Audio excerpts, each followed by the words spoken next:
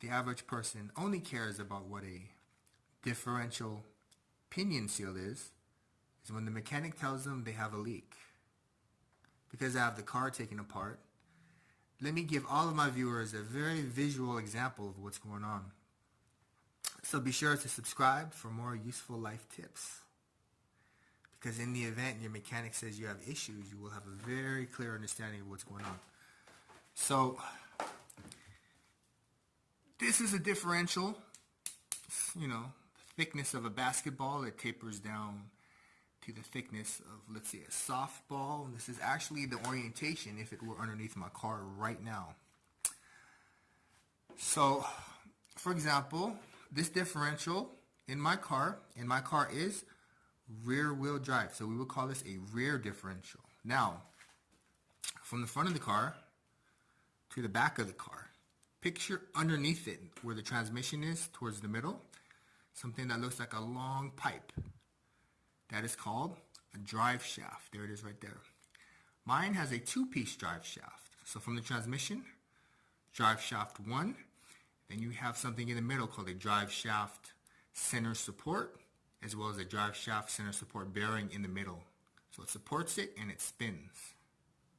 There it is right there. This is the drive shaft center support. That's a replacement part, and that's what I was talking about. So here's my point is this. Where was I?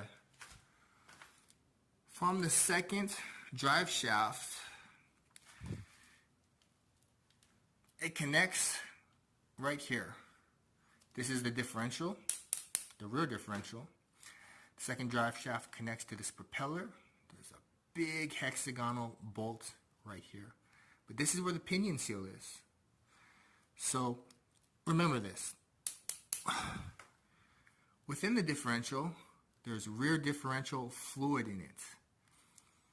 It lubricates the differential. And when your pinion seal has a leak, you start to leak rear differential fluid everywhere. The same thing for the axle. It has axle seals. That's why you don't want to drive around with leaking axle seals.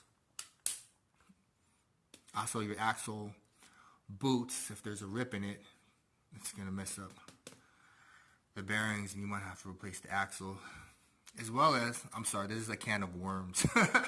While I'm here, the back plate on this differential, underneath it, I believe they had gasket maker that failed after 25 years, and had to remove the entire unit to fix it.